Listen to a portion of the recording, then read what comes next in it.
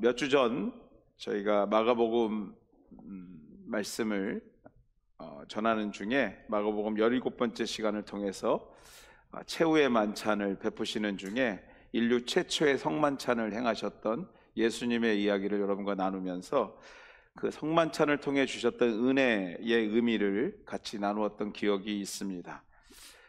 은혜란 특별한 것이 아닌 우리 주변에 있는 것이고 우리가 살아가고 있는 매 순간이 은혜의 시간이다 라는 것과 또 은혜란 우리의 허물을 보게 하고 우리의 연약함을 보게 하는 것이 주의 은혜다, 이런 얘기를 나누면서 같이 은혜 나누었던 기억이 있습니다. 있으시죠? 예. 예, 오늘 마가복음 18번째 시간 기도하신 주님이라는 제목 가지고 십자가의 고난을 앞두고 기도하셨던 예수님의 모습을 통해 함께 은혜 나누는 시간 됐으면 좋겠습니다.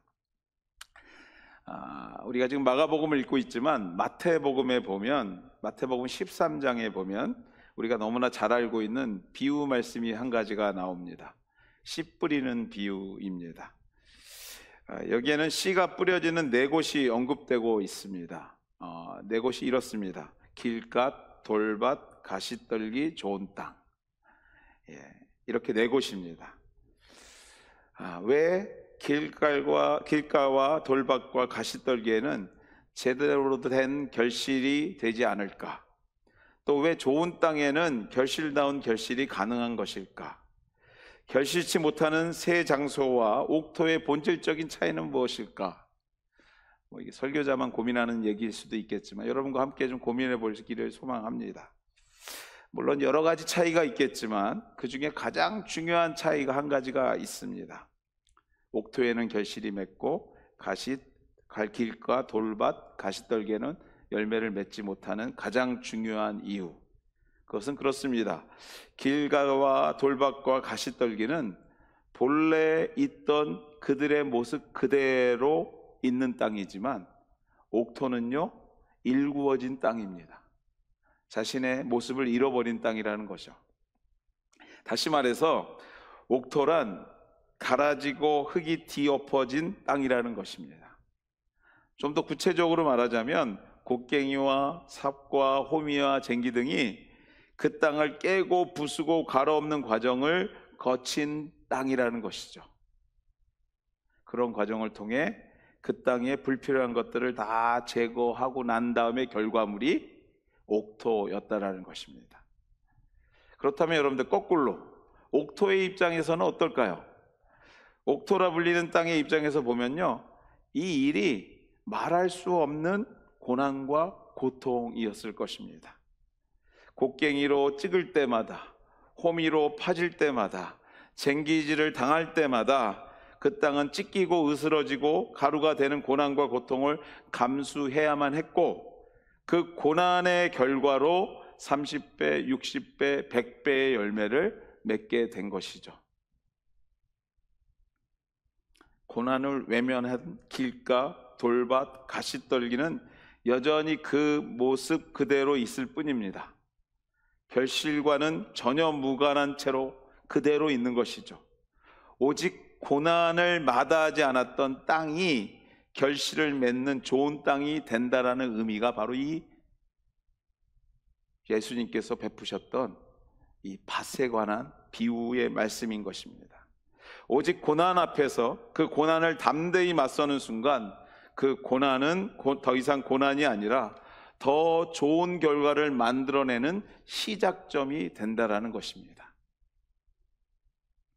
바로 이게 고난의 유익입니다. 힘이 들고 아프고 때론 쓰러지지만 그로 통해 주시는 은혜의 결과가 있다라는 것입니다. 할렐루야. 아멘 소리가 적을 줄 알았습니다. 왜냐하면 사실 여러분들 다 좋게 들리는데 그럼에도 불구하고 변하지 않는 한 가지 때문에 아멘 소리가 적을 수밖에 없는 거예요. 뭐냐 하면 일구어지는 과정이 아프다는 거예요. 힘이 든다라는 것입니다. 30배, 60배, 100배까지 가는 과정 중에서 우리가 경험해야 될 그 고난의 유익은 알지만 그 고난 가운데 경험해야 되는 것이 아프고 힘들고 인내해야 되고 옥토가 되어 많은 열매를 기대하지만 그 시간까지 힘이 든다는 것은 변하지 않는 사실이라는 것입니다. 본문의 예수님은요, 그 고난을, 십자가의 고난을, 그 찢어짐의 아픔을 담대히 맞설 때에 결과가 있음을, 즉 인류 구원의 역사가 있음을 알았습니다. 또 그것이 아버지 하나님의 뜻인 것도 알았어요. 그러나 완전한 하나님이시며 또 완전한 인간이셨기 때문에 앞서 제가 말씀드렸던, 나누었던, 아니 우리가 느낄 수 있는 고난으로부터 오는 모든 두려움 또한도 느끼셨던 분이 우리 예수님이십니다. 우리와 똑같이 말입니다. 그 결과 인류 구원의 열매가 있을 것을 알고 계셨지만 그와 동시에 경험하는 두려움을 예수님도 피해갈 수 없었습니다. 예수님도 무서웠어요. 걱정이 됐습니다. 고난의 두려움은, 어려움 앞에서 오는 두려움은 그러므로 누구나 다 경험하는 것입니다. 그것은 믿음의 깊이와 크기와는 아무런 관계가 없어요. 어떻게 보면요, 그것을 이기려는 의지의 차이일 뿐이지 믿음이 좋다고 해서 그 고난의 걱정과 근심이, 두려움이 덜 오는 게 아니라는 것이에요. 그걸 이기려는 의지의 차이일 뿐이지 누구나 다 어려움이, 고난이 우리의 인생 앞에 닥쳐오지 않기를 바라는 것이 솔직한 우리의 소망들이라는 것입니다. 그것이 우리의 간절함이라는 것이죠. 어린아이들이 이러한 모습을 볼 때가 있습니다. 당장에 문제가 있는 부분을 치료해야 되는데 그 치료하는 과정에서 경험하게 될 아픔 때문에 아이들이 막 거부할 때가 있어요. 급기야는 누가 가르쳐 주지도 않았는데 도망갑니다. 막 쫓아다녀야 되고 붙잡아 놓고 어떻게든 치료해야 되고. 그런 것을 볼 때 여러분들, 두려움은요 본능입니다. 인간의 본능. 무서운 거예요. 걱정이 되는 겁니다. 조금 잘 참는 사람과 그렇지 못하는 사람이 있을 뿐 두려움이라는 단어가 필요 없는 사람은 이 자리에 아무도 없다라는 것입니다. 이분 예수님도 두려웠다라는 것이죠. 오늘 본문의 말씀에 예수님의 십자가 사건의 시작점을 볼 수 있는 고난 앞에서, 그것도 죽음의 고난 앞에서 번뇌하며 두려워하는 극히 인간적인 예수님을 우리가 발견할 수 있습니다. 34절 말씀입니다. 같이 한번 읽겠습니다. 같이 읽겠습니다.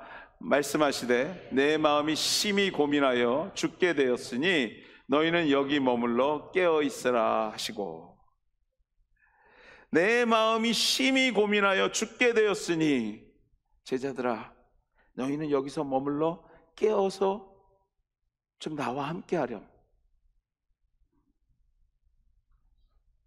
십자가의 고난, 그것이 예수님께서 이 땅에 오신 목적이었습니다.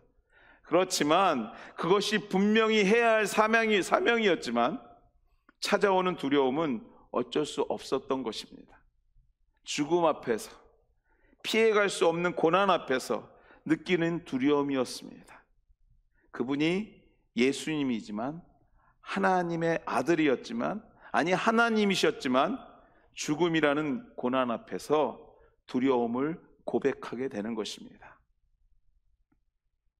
그러나 여러분들, 그 예수님이 우리의 구원자이시며 하나님의 아들이신 것과 또 그분이 하나님인 것을 우리가 인정하는 것은, 그리고 확신하고 믿는 것은, 그 두려움을, 그 아픔을 아버지 하나님의 뜻의 완성으로 승화시킨 분이시기 때문에 우리가 그를 믿고 오늘도 예배하고 있는 줄 믿습니다. 즉 두려움이 두려움으로 끝나버리는 것이 아니라 그 두려움이 변하여 죽을 수밖에 없었던 우리들에게 구원의 은혜를 주셨다라는 것입니다. 고통을 견뎌낸 옥토의 열매가 무엇인지를 손수 보여주신 사건이 바로 십자가의 죽음의 사건이라는 것입니다.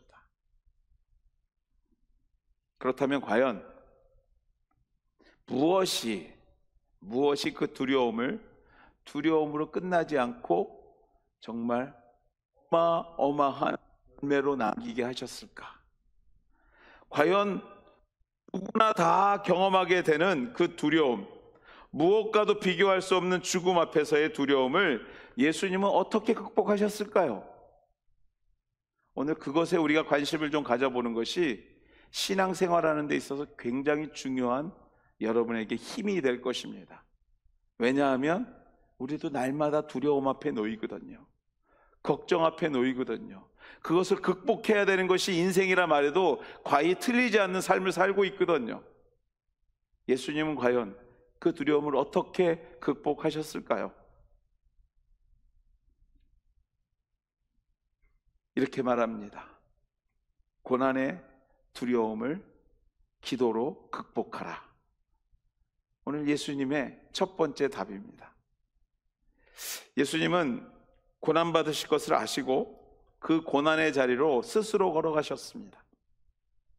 하나님이셨던 예수님, 아버지 하나님의 아들이셨던 예수님을 생각할 때 여러분들 그 고난을 극복하는 여러 가지 방법이 있지 않았을까? 우리가 충분히 생각해 볼 만한 문제입니다. 무슨 말이냐면 죽은 자를 살리셨던 능력으로, 거라사 귀신을 쫓아내셨던 단호함으로, 세상의 위정자들과 단호하게 싸우셨던 그 능력으로, 죽은 자를 살리셨던 기적과 같은 능력으로 얼마든지 현재 닥쳐오고 있는 그 고난을 벗어날 수도 있지 않았을까 하는 생각을 해보는 것입니다. 그러나 주님께서 이러한 신적인 능력이 아니라 기적과 이적이 아닌 어찌 보면 가장 미련하게 보이는 기도라는 것을 선택하십니다. 고난 앞에서 말입니다. 32절 말씀입니다. 같이 읽겠습니다. 그들이 겟세마네라 하는 곳에 이르매 예수께서 제자들에게 이르시되 내가 기도할 동안에 너희는 여기 앉아 있으라 하시고, 내가 기도할 동안에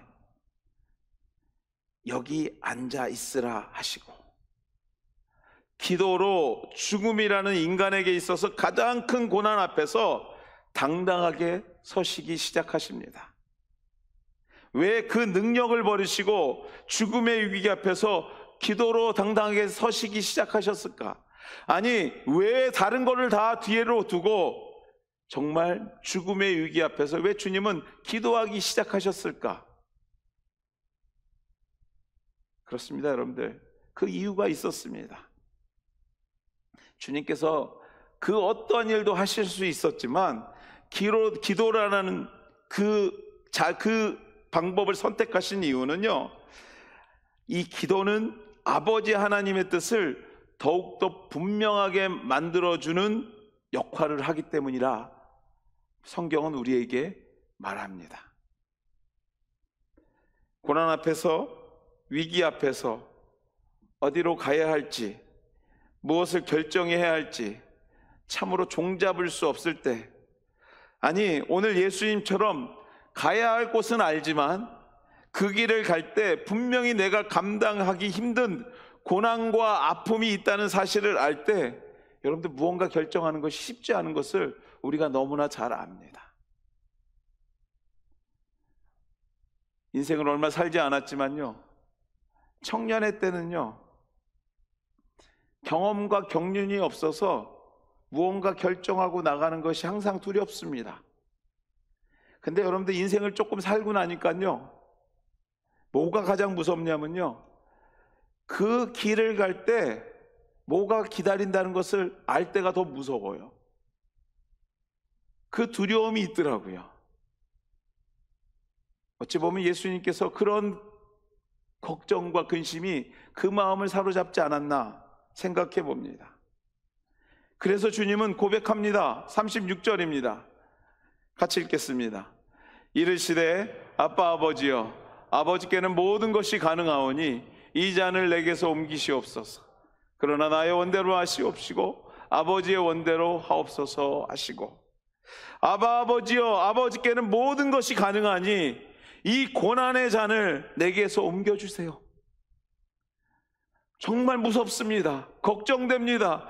이 길로 걸어갔을 때 내가 어떠한 고난을 당할지 내가 너무나도 잘 아니 그 길을 선택하기가 두렵습니다. 그 고통의 시간이 얼마나 힘들지 알기 때문에 신이셨지만 완전한 인간이셨던 예수님은요, 그 아픔의 시간을 할 수만 있다면 피하고 싶었던 마음으로 이 기도를 3번에 걸쳐서 기도했다고 성경은 우리에게 기록해서 남기고 있습니다. 여러분들 3번이라고 표현하지만 진짜 딱 3번을 얘기하는 것보다는요, 간절함을 얘기하는 것입니다. 정말 간절하게 기도했다. 이 잔이, 이 고난의 잔이, 아버지여, 할 수만 있다면 이 고난의 잔을 좀 내 인생길에서 좀 벗어나게 도와주시옵소서.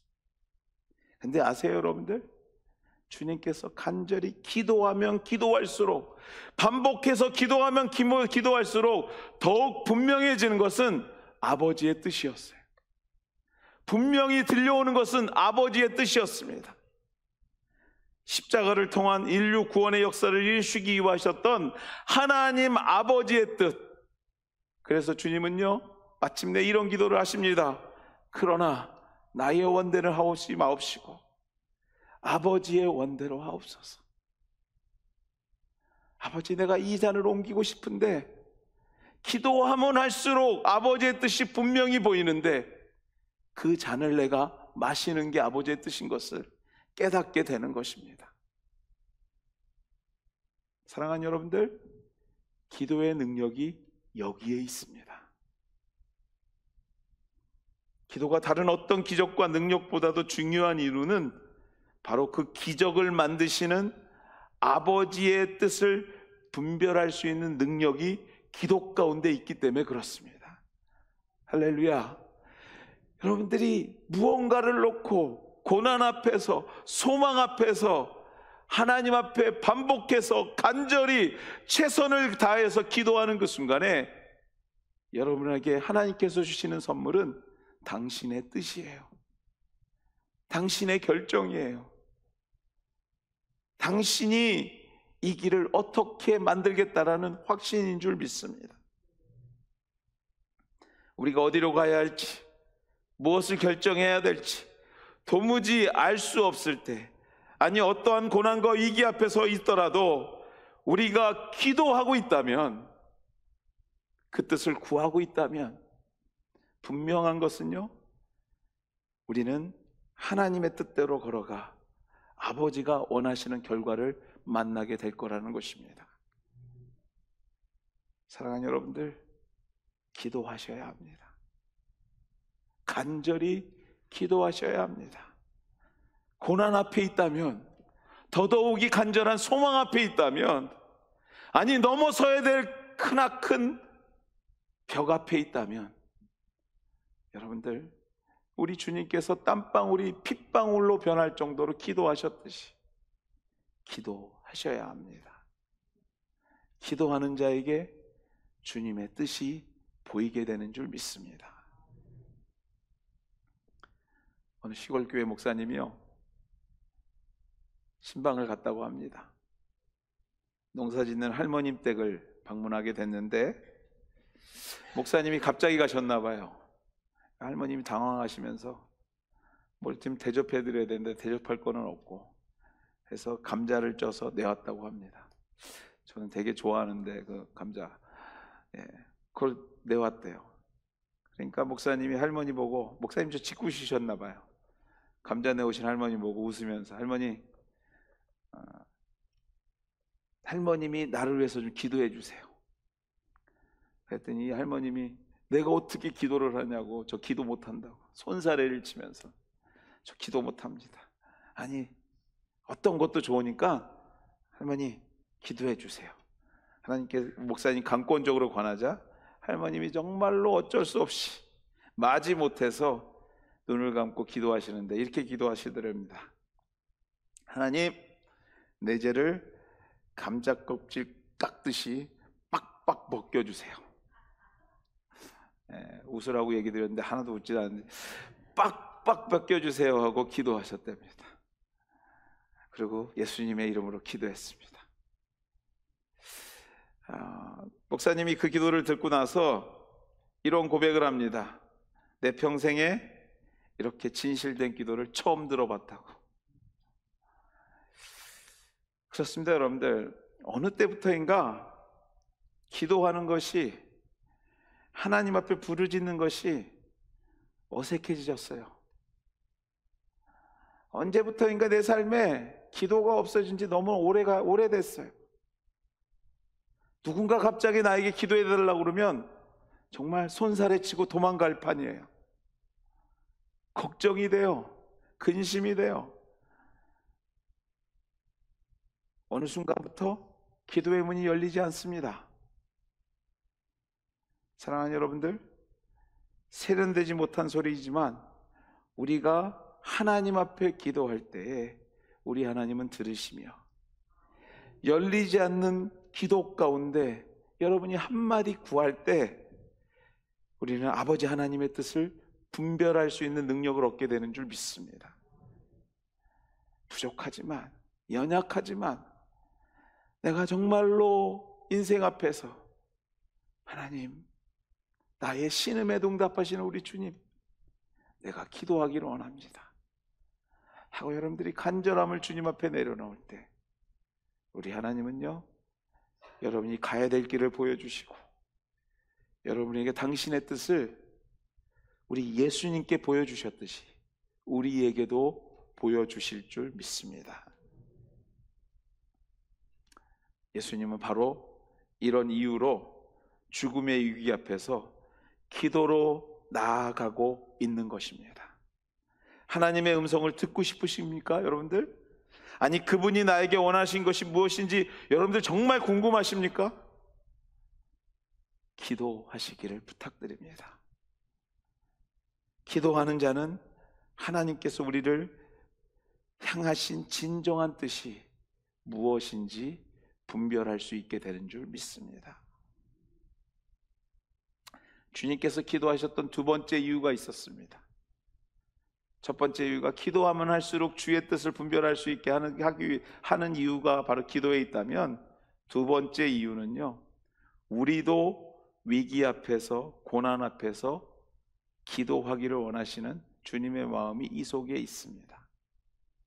무슨 말인가 하면, 주님께서 12명의 제자들과 함께 겟세마네라는 곳에 갔다고 성경은 우리에게 기록합니다.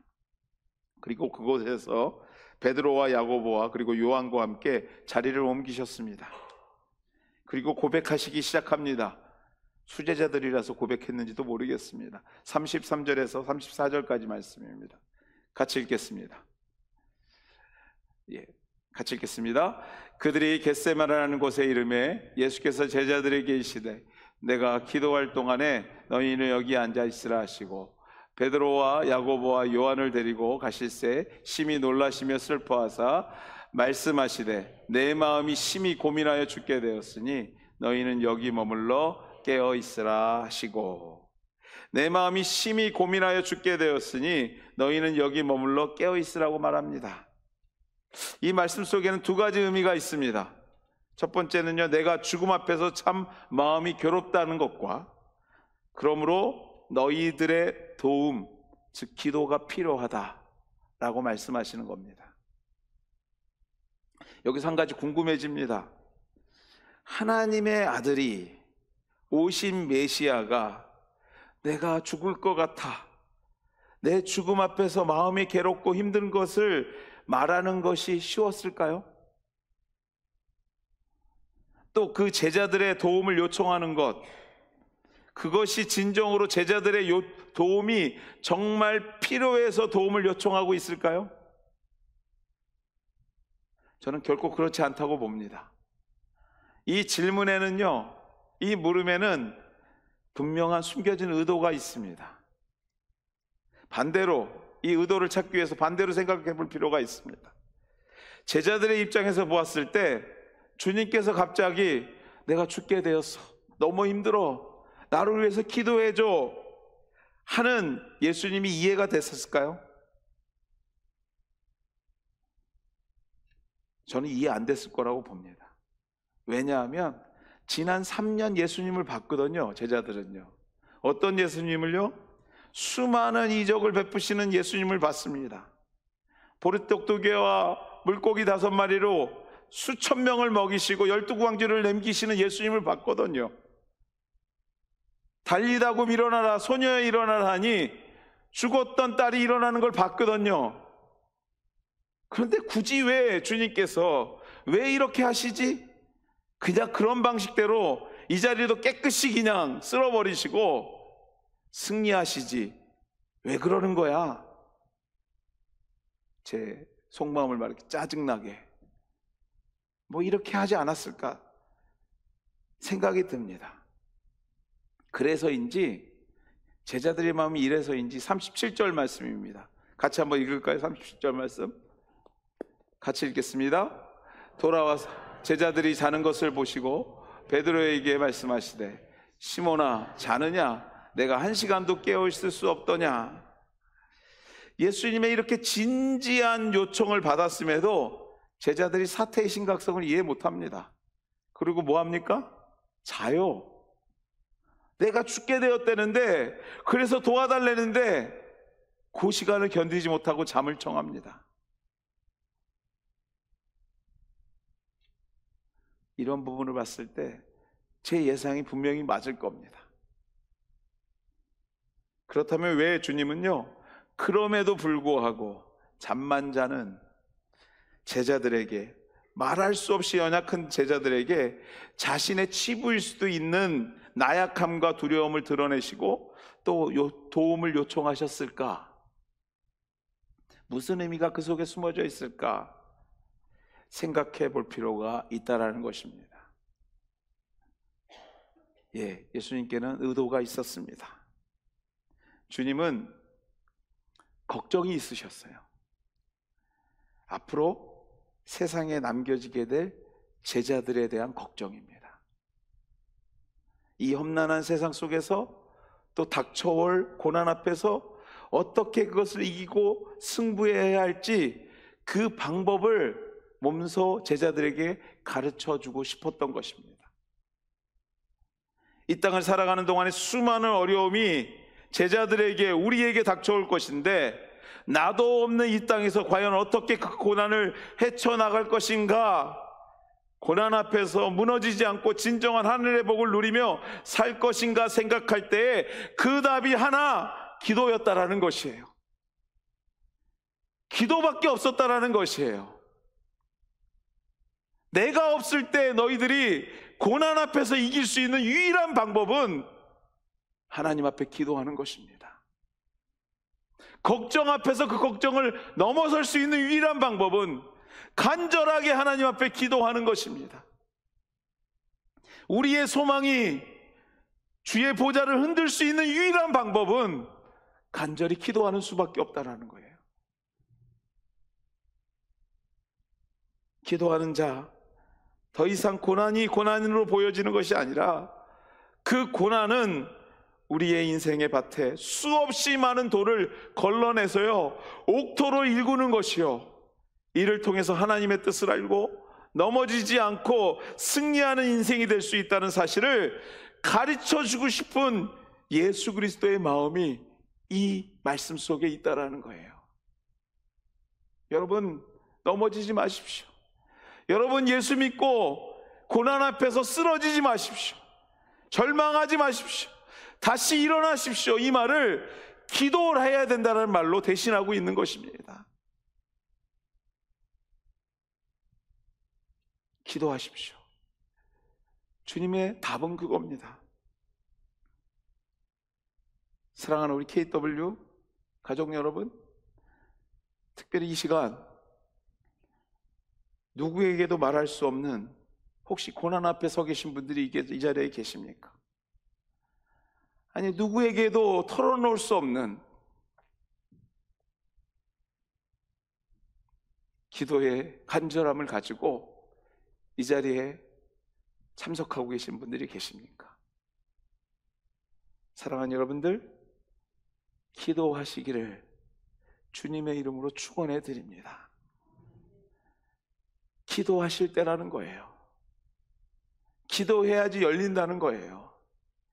기도해야지 주님은 여러분을 만나시고 여러분과 함께 하나님의 뜻 가운데 동행하실 것입니다.